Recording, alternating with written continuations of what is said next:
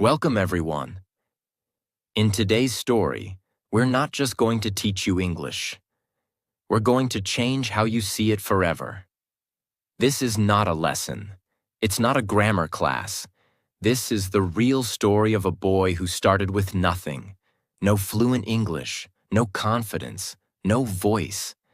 But today, he works in a global company, speaks fearlessly, and inspires millions to never give up on themselves.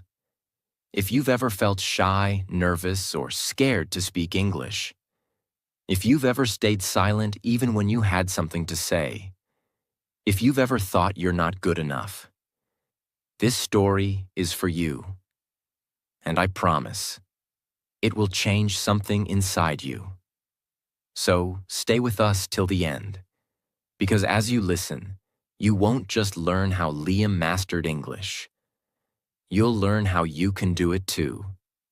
And if you're serious about your journey, subscribe to our channel right now, because every video we make is not just about English. It's about your future. Now let's begin with the story of a boy named Liam. My name is Liam, and for a long time, I was silent. Not because I had nothing to say, but because I didn't believe I had the right to say it in English. I grew up in a small town where nobody spoke English. We had one internet cafe, no English classes, and people laughed at you if you tried to speak like someone from outside. My father worked in a small garage. My mother sold bread from home. They worked harder than anyone I know, but they never had the chance to dream big. But I did. I had a dream. I wanted to become a designer, a real one, someone who could work with international companies, show ideas to the world, and present confidently in English. But every time I tried to speak, my throat closed, my heart raced, my mind said, "You're not ready, you're not enough, stay quiet." This is the story of how I broke that silence. This is the story of how I trained my mouth, changed my mind, and rebuilt my voice. Word by word, day by day. Not perfectly, but powerfully. If you've ever been afraid to speak in English, I know your pain, but I also know your power. So let me take you back to the beginning. Part 1. I stayed silent because I was scared.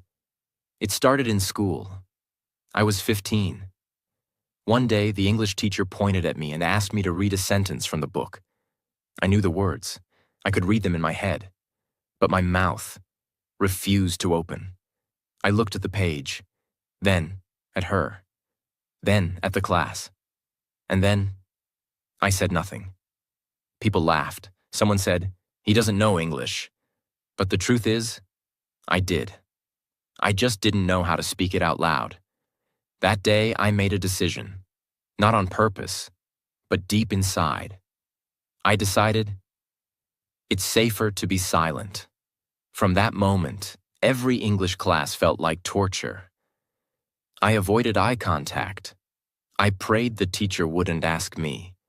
And when someone asked me a question in English, I just nodded or smiled. But the silence didn't end at school. It followed me everywhere. In shops, I avoided speaking to tourists. Online, I never joined English chats.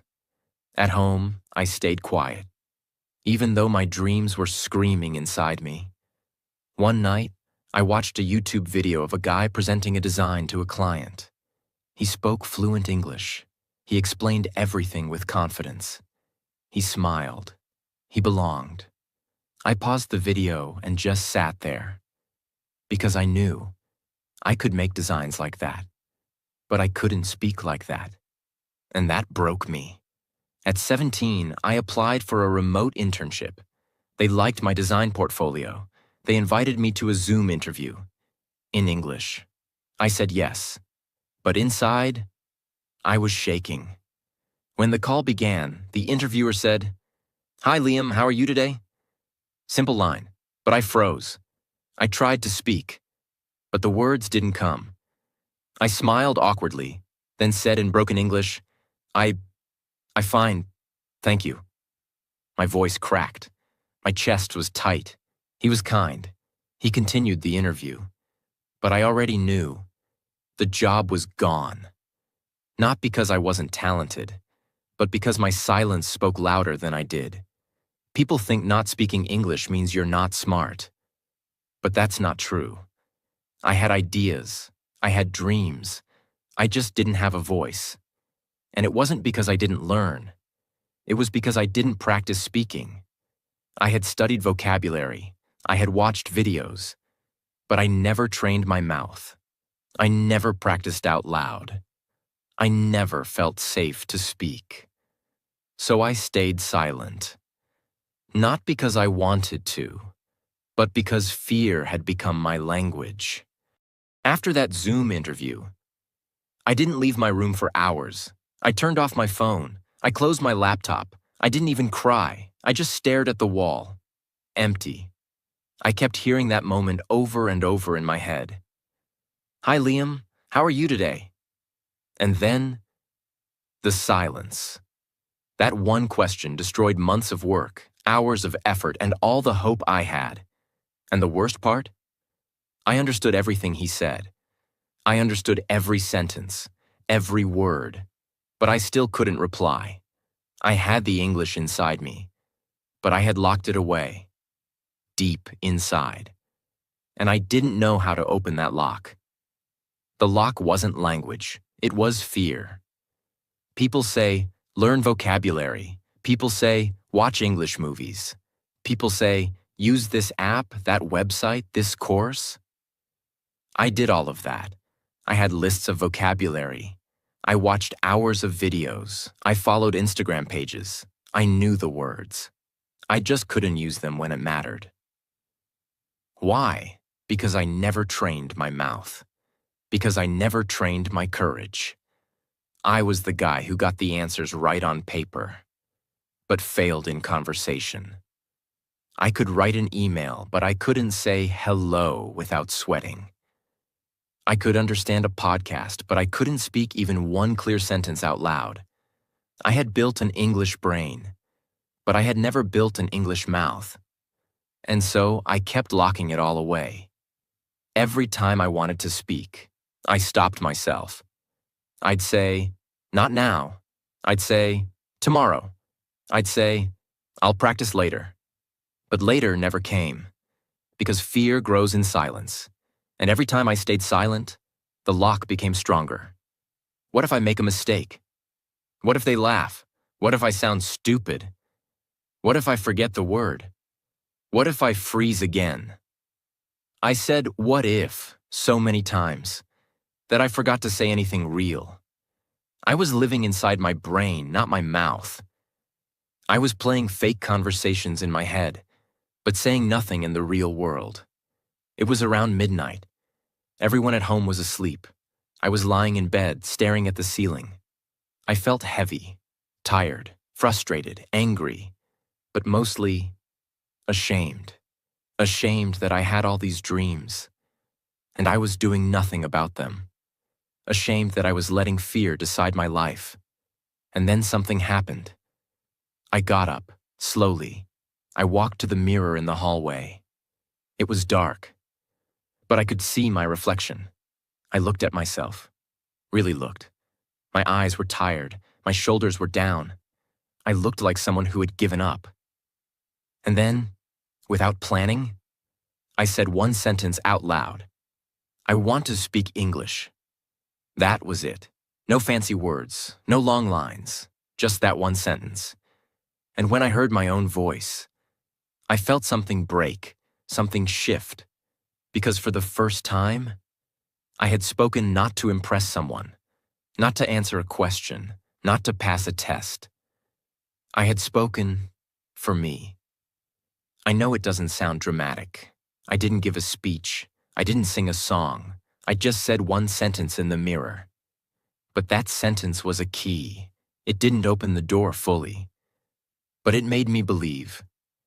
Maybe the lock isn't as strong as I thought. I used to think fear meant I wasn't ready. But now I know. Fear is just a sign that something matters. And English mattered to me. Not for grades, not for likes, but for freedom. So I made a promise that night. Every night, I will say at least one sentence in English, even if I whisper, even if I stutter, even if I forget the words. One sentence, one voice, one chance to get stronger. No one saw me. No one clapped. No one congratulated me. But I knew. Something had begun. The silence was still there. But now, so was the sound of my voice. Part 2. The sentence that set me free. After I said that first sentence in the mirror, I want to speak English. I didn't sleep much that night. Not because I was scared, but because for the first time in years, I felt a spark. It was small, quiet, but it was there. Hope. And I kept hearing my own voice in my head. It wasn't perfect. It wasn't fluent. But it was mine. The next morning, I woke up earlier than usual. The house was still quiet. And instead of grabbing my phone, I walked back to the mirror. I looked at myself. Same face, same eyes. But something felt different. I stood there. And this time, I didn't wait for motivation. I just opened my mouth and said, "My name is Liam. I am learning English one day. I will speak fluently." 3 sentences, simple, short, but they shook something inside me. From that day, I started speaking one new sentence every morning. Not for YouTube, not for school, not for a test, but for me. I didn't care if the grammar was perfect. I didn't care if the pronunciation was correct. I just wanted my voice. To stop being afraid. Here's what my first week looked like. Day 1. I want to speak English. Day 2. I believe in myself. Day 3. My English is getting better. Day 4. I'm not afraid to try. Day 5. I can talk about my day. Day 6. It's okay to make mistakes. Day 7. I will not stay silent anymore. That last one made me cry. Because I knew this wasn't about English anymore. This was about me. Choosing to exist. Choosing to be heard. Most people try to speak English by thinking, but I had already done too much thinking. I needed to do the opposite. I needed to train my mouth. So here's what I did, and it changed everything. 1. Mirror speaking. 5 minutes every morning. I stood in front of the mirror. I looked at myself in the eyes, and I said, "Good morning.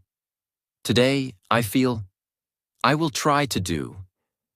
Even if I didn't know the words, I tried.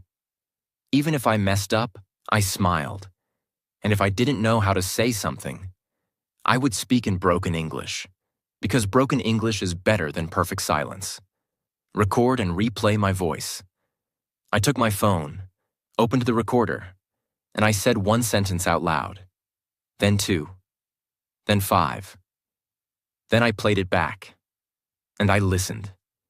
Not to judge myself, but to recognize myself. It was weird at first. Hearing your own voice always feels strange. But over time, it became familiar. And then, beautiful. One shadowing exercise per day. I picked one short English video. Could be a TED Talk or an English conversation. I paused every sentence and repeated after it. I copied the tone, the rhythm, the pauses, like a singer practicing a song. At first I was slow, but slowly. I started flowing. Speak to one object in my room.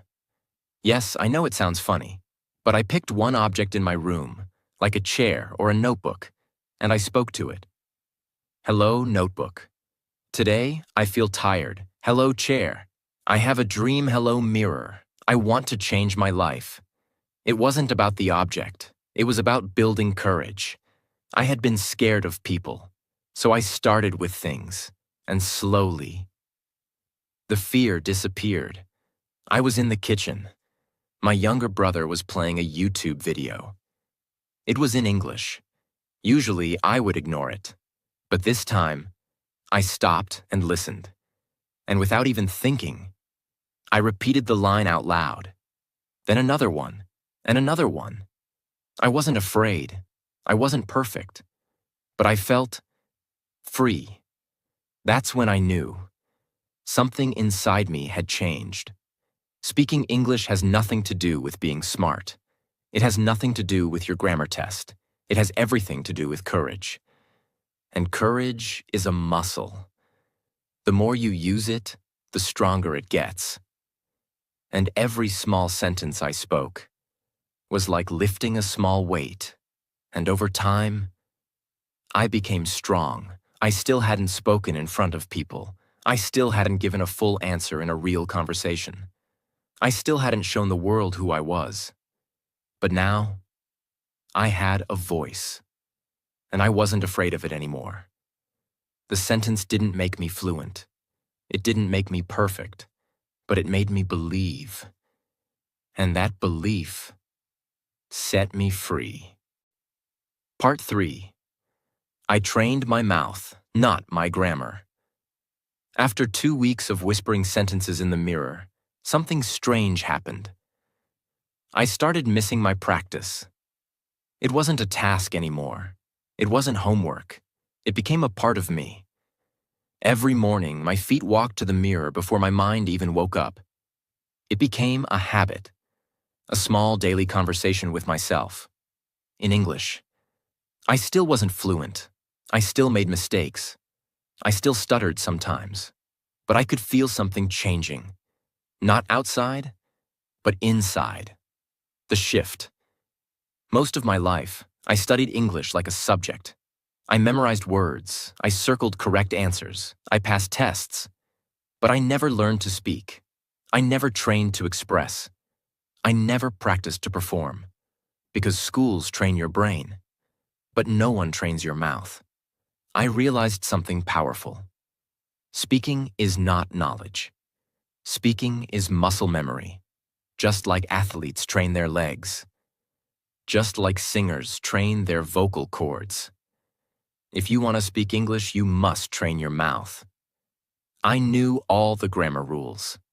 Past perfect, present continuous, modals, tenses, conditional. But none of those helped me when my voice shook in public. Because my problem wasn't grammar, it was fear. Lack of muscle memory, lack of confidence, lack of real daily speaking. So I made a decision.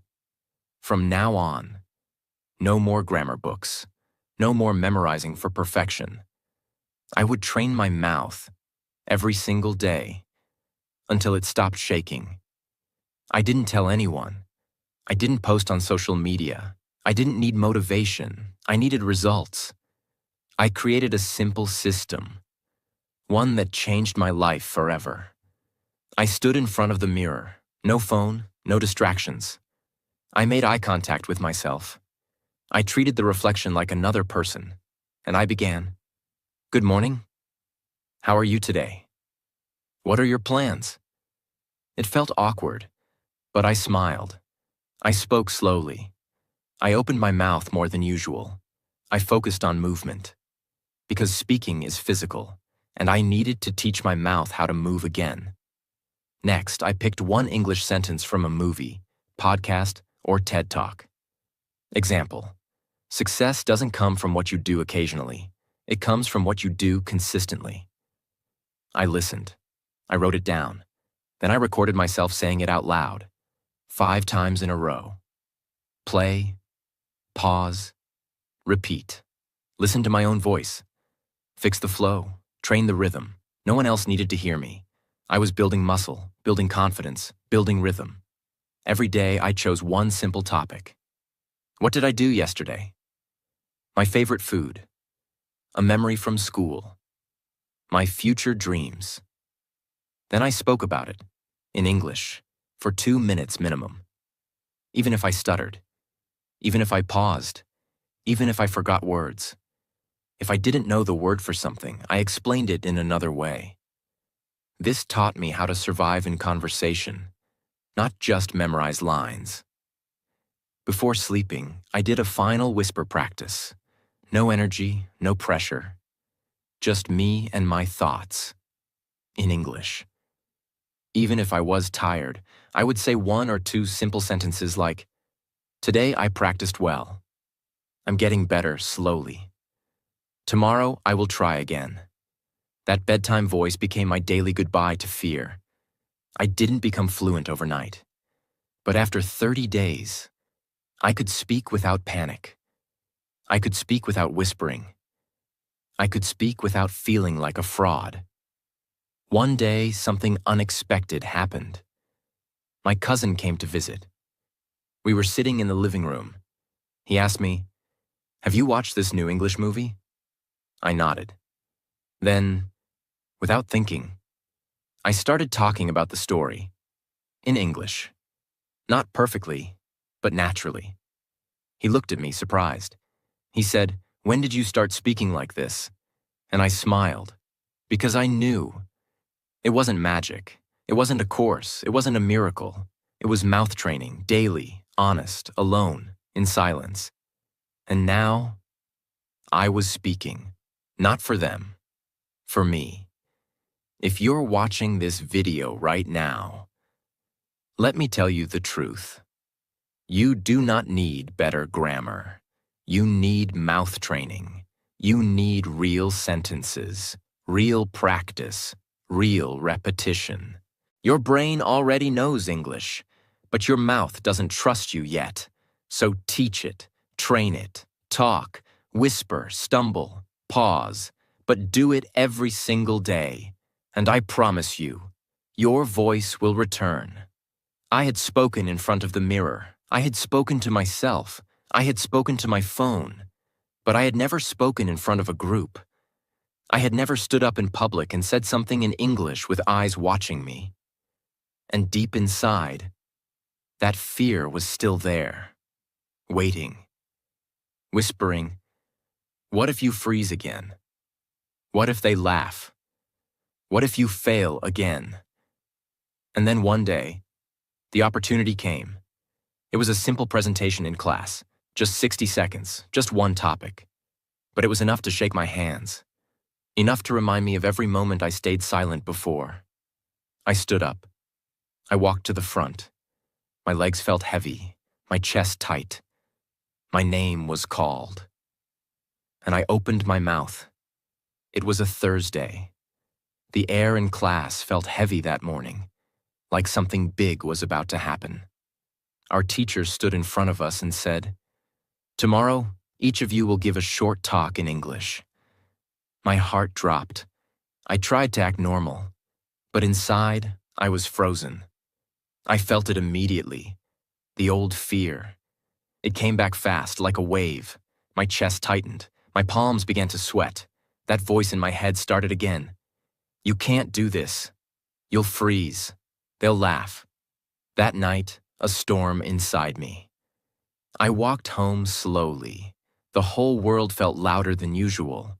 My thoughts were screaming. My breathing was shallow. I couldn't eat properly. I sat at the dinner table staring at my plate. My mom asked, "Is everything okay?" I smiled. "Yeah, just tired." But I wasn't tired. I was terrified. That night I didn't sleep. I stared at the ceiling again. The same ceiling I had stared at weeks ago, when I couldn't even say one sentence. But now, something was different. I wasn't just afraid. I was also ready. At 2:13 a.m., I got out of bed. I stood in front of my mirror. I looked at myself, just like I had on day one. I saw the same eyes, but not the same person. And I whispered, "You've trained for this. You're not silent anymore. They're not enemies. They're just people. You have a voice now. Use it."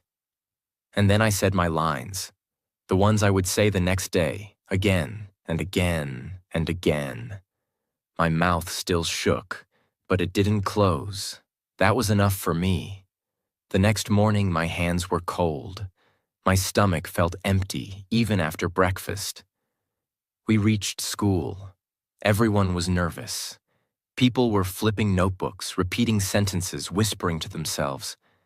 I just sat quietly, not because I was calm, but because I was preparing for war. The teacher called out the first name, then another, and then I heard it. Liam. I stood up. My legs felt like they weighed 100 pounds. I walked slowly to the front of the class. My teacher smiled. The students were watching. Some leaned back. Some were scrolling their phones. But I noticed one thing. Everyone was silent. I had been scared of that silence for years. But this time, I was standing inside it. I looked up and I said, "Good morning. My name is Liam." My voice cracked slightly. But it came out. It came out. I paused. Then I breathed. Then I continued. Today, I want to talk about my journey with English. Someone raised their eyebrows. Someone whispered, "Oh, okay." But I ignored everything, except my next sentence. For many years, I was scared of this language. I thought if I made a mistake, people would laugh. So I stayed silent. I could hear my heartbeat in my ears, but I kept going. I said, "But silence is heavier than any mistake. It doesn't protect you, it traps you." And I got tired of hiding. One girl looked up from her desk. A boy in the corner sat forward slightly. I could feel the room shifting. So I started speaking one sentence a day, to the mirror, to myself, to no one. And slowly, my silence turned into sound. I ended with, "I'm not fluent. I'm still learning, but I'm not silent anymore." Then I said, "Thank you." And I looked up. No one laughed.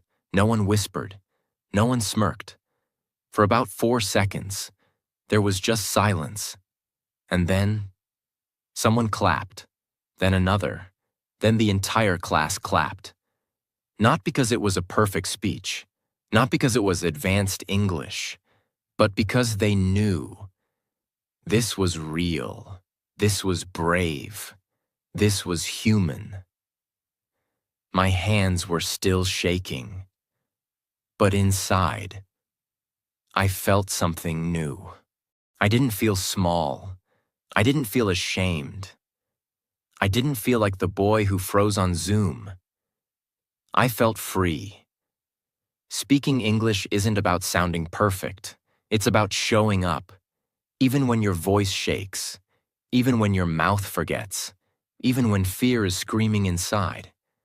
And when you do that, even the world stops to listen. That one speech changed everything. But it didn't complete me. I still didn't speak in public often. I still avoided long conversations. I still panicked sometimes when native speakers spoke too fast. This was not the finish line. This was the gate. And now, I had to walk through it. Because there was one final fear left. Can I speak English in real life? With strangers? In meetings? On calls? Under pressure? In a job interview? That's where I was heading next. Part 4. I don't study English anymore. I live it. After my classroom speech, something shifted. It wasn't the way people looked at me. It wasn't their applause. It wasn't the praise from the teacher. It was something deeper, something I never expected. I had finally heard my own voice. For years, I lived in my head. I had dreams, ideas, questions, opinions, but I never let them out. Because I thought my English had to be perfect first. But that speech taught me something powerful. You don't need perfect English to be heard. You need real courage to be real. But after that day, I faced a new challenge. A bigger one. Could I speak outside the classroom?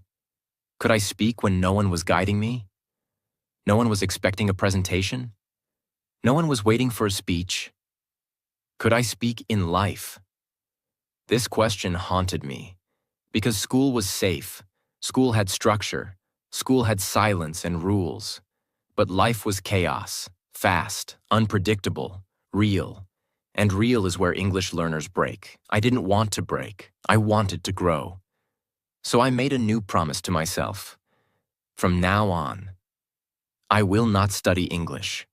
I will live it. It happened when I was walking alone near the bus station. A tourist, probably from the UK, looked lost. He was holding his phone, scanning the street. He looked around and asked in English, "Hey, do you know where the Central Market is?" I froze. Not because I didn't understand. I understood every word. But my brain hesitated. This was not a school question. This was not a safe mirror exercise. This was real life. And real life doesn't give you time to think twice. He repeated, "The market?" And in that moment, for the first time, I decided to act, not overthink. I said, "Yes, just go straight, then second left." My words were slow, broken, simple, but they came out. He smiled. "Perfect. Thanks a lot, man," and walked away. He didn't correct my grammar. He didn't laugh. He didn't wait for me to sound like a native speaker. He just listened, responded, moved on. I stood there, frozen. But this time, not from fear, from pride. I had just spoken English in real life, to a stranger, and the world didn't explode. I didn't die. Nothing bad happened. In fact, something good happened.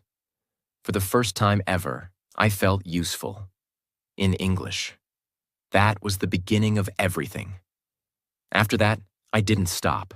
I wanted more of these moments, more of these small, real-world victories. So I created something called the Real English Challenge. I told myself, every day, I will find one real-world moment to use English, no matter how small, not with friends, not with classmates, but with real people. At first, it was terrifying, but I knew if I didn't use it, I would lose it. So I started small. Day 1, coffee shop. I went to a small cafe in the city where staff spoke a little English. I waited in line. My heart was beating. When my turn came, I looked the barista in the eye and said, "Can I get one cold coffee? And one sandwich, please." It wasn't fancy. It wasn't fast. But I said it. He replied, "Sure. Anything else?" I shook my head, smiled, and said, "No, that's all." It was done. I took my food, sat down, and looked at the receipt. Not because I wanted to check the price, but because I wanted to remember this moment. I had just made my first order, in English, all by myself. Day 2. Voice note to a friend.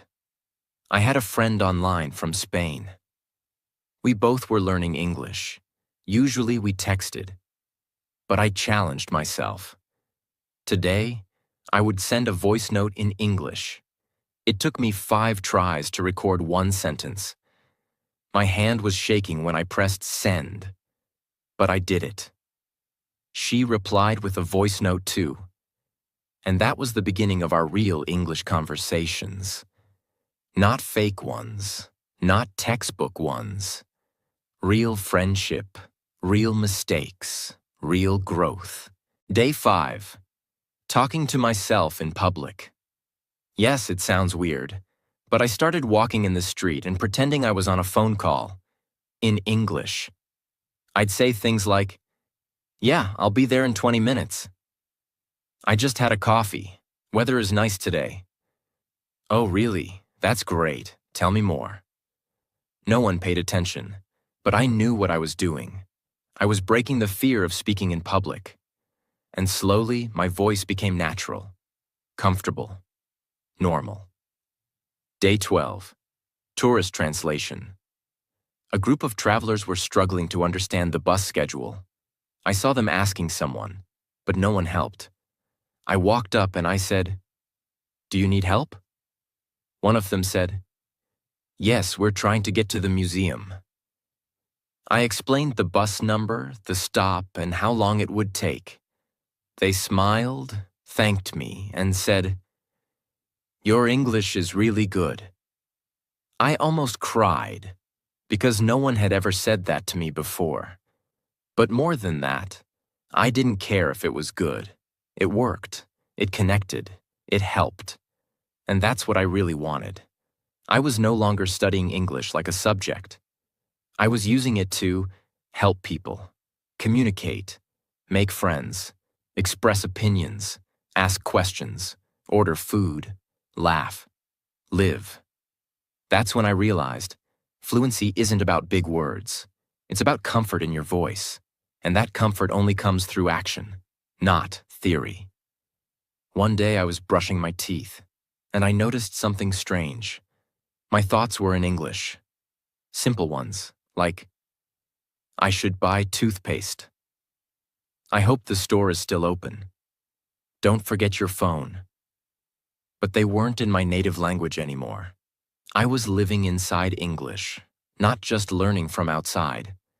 That moment changed everything. Because now I wasn't speaking English to impress someone. I wasn't speaking to pass a test. I was speaking because this was who I had become. Everything was getting better. My confidence was growing. I was no longer scared of English conversations. But then, one email changed everything. It was an opportunity to apply for a remote internship with a global design company. They needed someone who could present designs, work with an international team, and communicate in English daily. I had the skills. But the interview? It was going to be on video, in English. And suddenly, the fear returned. But I wasn't that boy anymore. The one who froze, the one who ran, the one who hid. Now I had a voice, and it was time to use it for something that could change my life. The job interview was just days away, and I was about to face my biggest test yet. Not a grammar test, not a pronunciation challenge, but a test of everything I had built. From silence, from fear, from effort, from belief. When I got that email, I didn't smile. I didn't jump. I didn't scream or celebrate. I just stared at the screen. Because I knew what this meant. It meant my time had come. No more mirror practice. No more pretending I was ready. No more small conversations. This was real. This was big. This was everything I had dreamed of. A real interview, in English, for a remote internship at a global design company. And the video call was scheduled for Friday. I had 4 days, just 4 days, to prepare for something that might change my entire life. And yes, I was scared, but I wasn't the same Liam I used to be. I was scared, but ready. Day 1, strategy begins. That night, I sat with a notebook and wrote a single sentence at the top of the page. What will they ask me, and how will I answer? Then I imagined every possible question they could ask in the interview. I didn't Google a list. I didn't copy answers from the internet. I used my own mind, my own understanding. Here's what I came up with.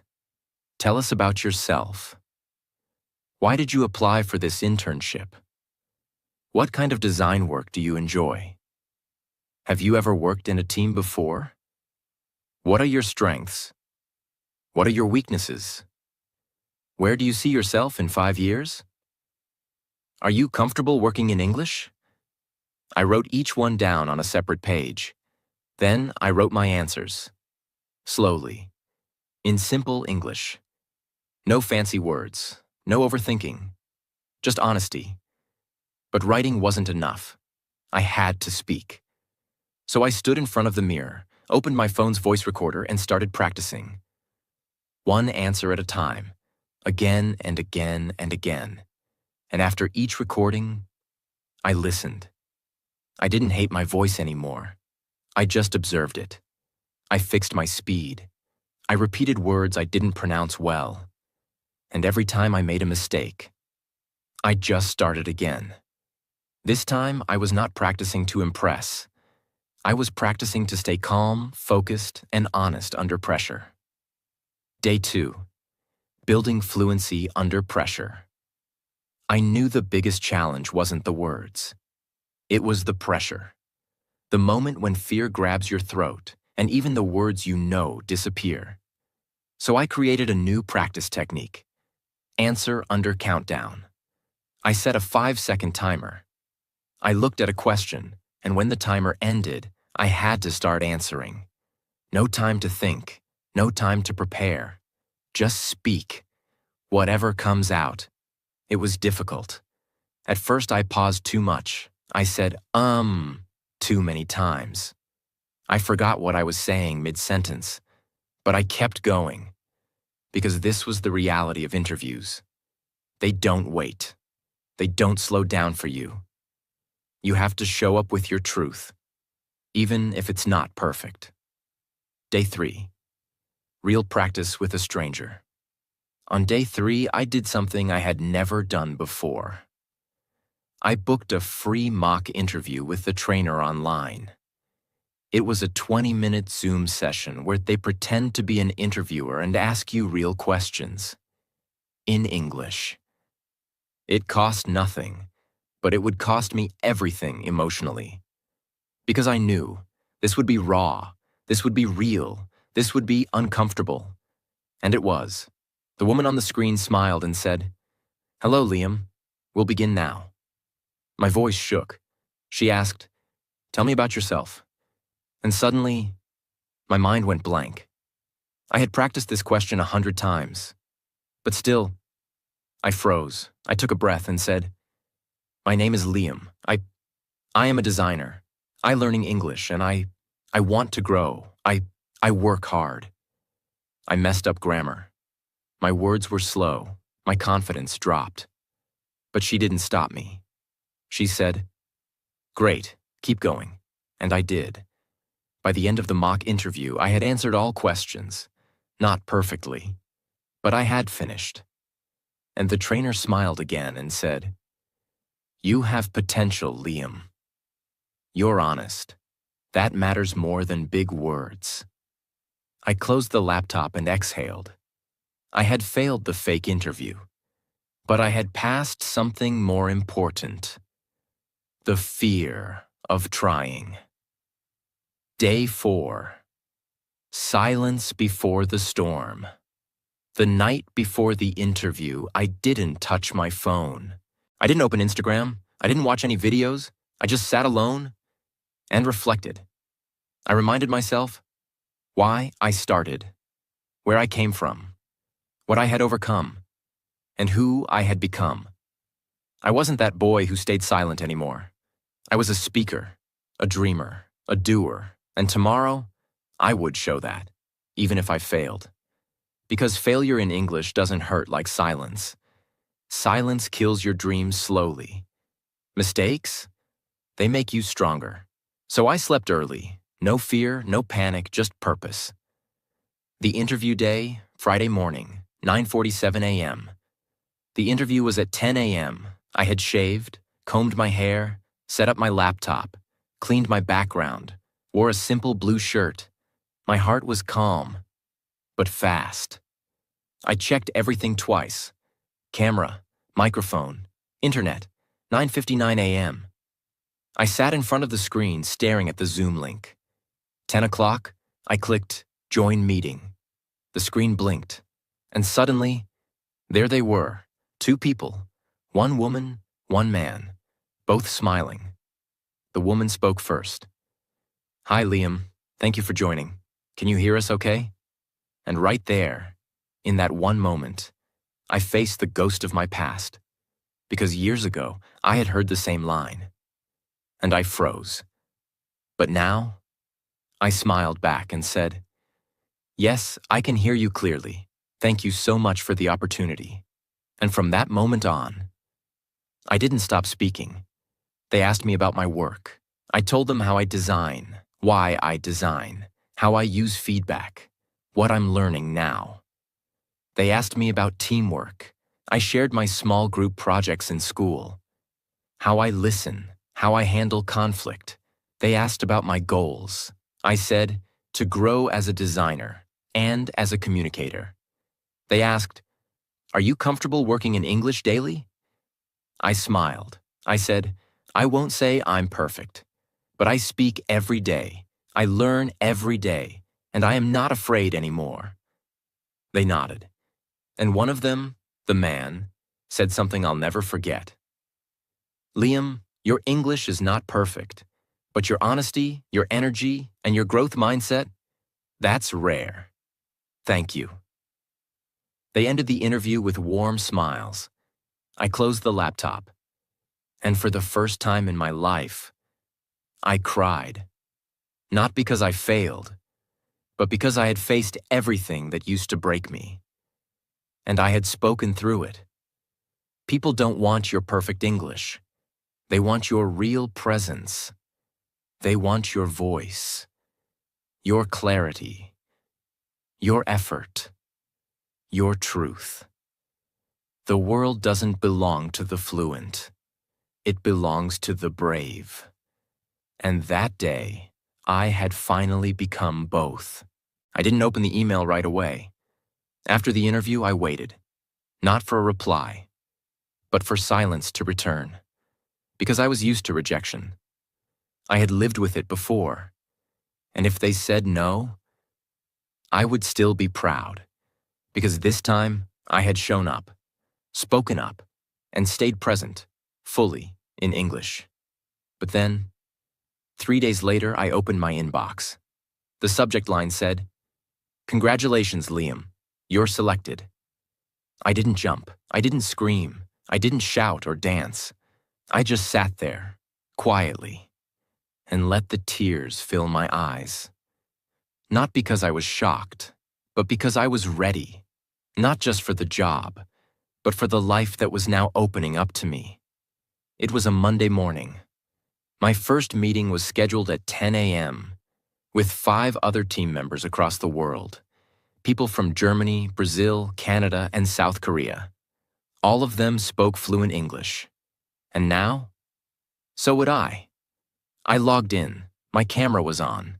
My mic was working. They smiled, and someone said, "Hey Liam, welcome to the team." And I replied, "Thank you. I'm really happy to be here." That sentence, it was short. But for me, it was louder than a speech because I wasn't speaking English to learn. I was speaking English to live. In the next few weeks, I learned something powerful.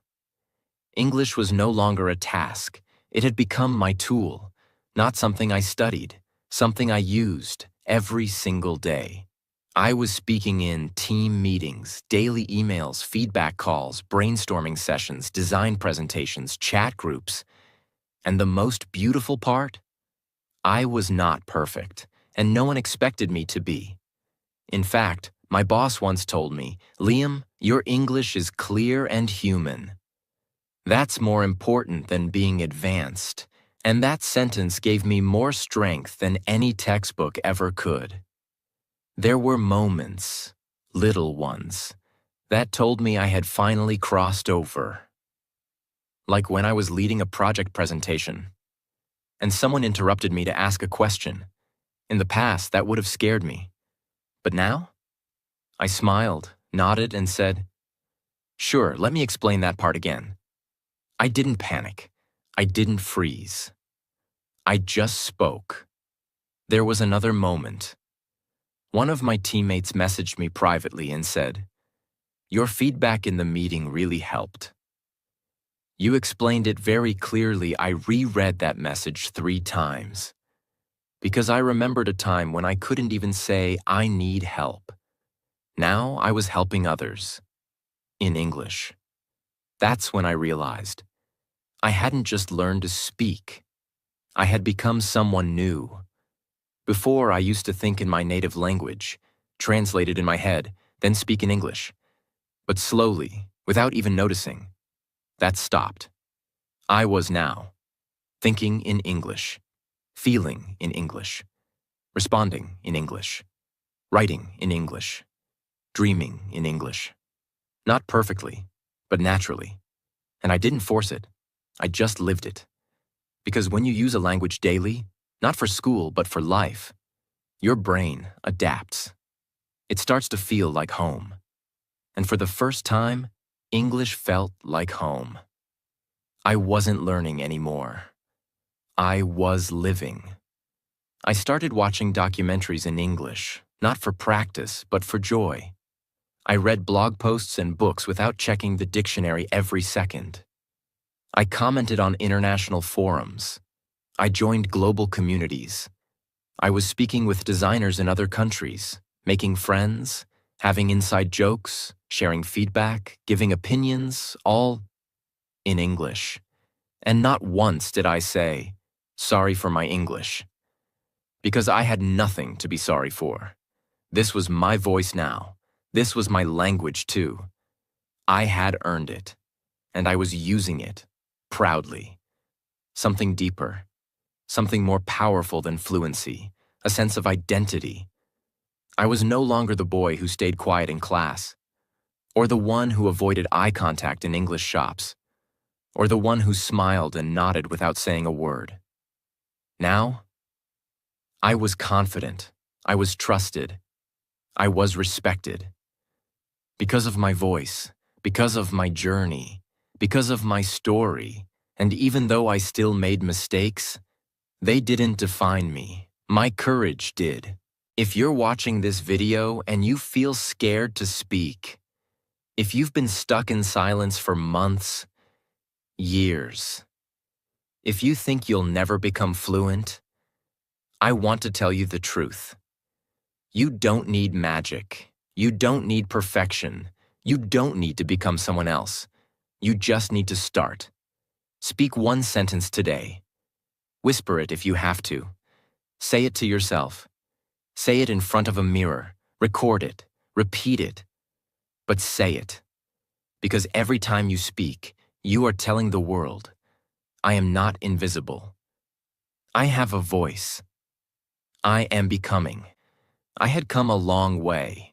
From a small town with no English teachers, no role models, no one to correct me, to a global design internship, meetings, projects, recognition. And for the first time in my life, I was not just speaking English, I was living in it. But one part of my journey was still unfinished. Something that had been with me since the very beginning. My father. The man who once said to me, "People like us don't need English." The man who believed that broken English meant broken pride. The man who watched me fail, fall, and disappear into my room every time I couldn't say a sentence. He didn't stop me, but he never encouraged me either. I hadn't been home for almost a year. I had been working remotely, earning in dollars, speaking daily with global teams. And now, finally, I returned. Same village, same streets, same house. But I was different. I wasn't nervous about the language anymore. But I was nervous about one thing. Would my father be proud of the person I became? Would he understand what I had fought for? Or would he still think, he just learned a language? What's the big deal? He was sitting outside, on the old wooden bench. Same place he always sat. I walked up to him. He looked at me. "You look different." I smiled. "I feel different, Dad." There was silence. Not uncomfortable. Just unfamiliar. He looked away. Then, with his eyes still on the ground, he said, "I saw your interview clip. The one your company posted." My heart skipped a beat. "You saw that?" He nodded slowly. "You were speaking, all in English, confident, calm, like one of them." I waited. I didn't know what would come next. And then he said, "I was wrong." I looked at him, not sure what he meant. I thought English was just a foreign language, a show-off skill, a waste of time. He paused. "But I saw something else. I saw the world listening to you. I saw respect in their eyes. I saw pride." He finally turned and looked at me. And I felt proud, too. I felt my chest tighten. This was the moment I had dreamed of. Not applause, not certificates, not promotions, just this. My father sitting on a wooden bench saying, "I'm proud of you." That night I sat alone in my room. I opened my old notebook, the one where I wrote my first English sentence. My name is Liam. I want to speak English. I touched those words like they were ancient magic, because they were. That one sentence had changed my life. That one dream had led me here. My life today. Today, I work full-time for a global design firm based in Amsterdam. I manage international teams. I lead client meetings. I give presentations. I write reports. I speak on podcasts, all in English. My salary is $5,200 per month. I send money home. I help my sister pay for college. I built a new room for my parents. But more than money, I brought something home that we never had before. Hope. I used to think the victory was fluency, but now I know. The real victory is courage, consistency, confidence. Not fancy words, not perfect grammar, but the willingness to speak when your voice shakes. That's what changes lives. That's what changed mine. If you're still watching this video, I want you to know something very simple. It is possible. Even if you come from a small village, you have no English environment, you feel embarrassed, you make 100 mistakes, it is still possible. Because I started from zero, and I made it here. Not because I was special, but because I never gave up. Train your mouth, train your mind, train your courage. Speak even when no one is listening. Practice even when no one believes in you. Because one day, the world will listen, and your voice will matter. And on that day, you will realize you didn't just learn English. You changed your entire life. Thank you for watching. This was the true story of how I became fluent in English. Not in a school, not with magic, but with struggle, silence, and unstoppable belief. If this story helped you, if you felt something, if you see a part of yourself in me, then do one thing: subscribe. Because this channel is here to help you become what no one thought you could be. Speak English, live freely, and change your life.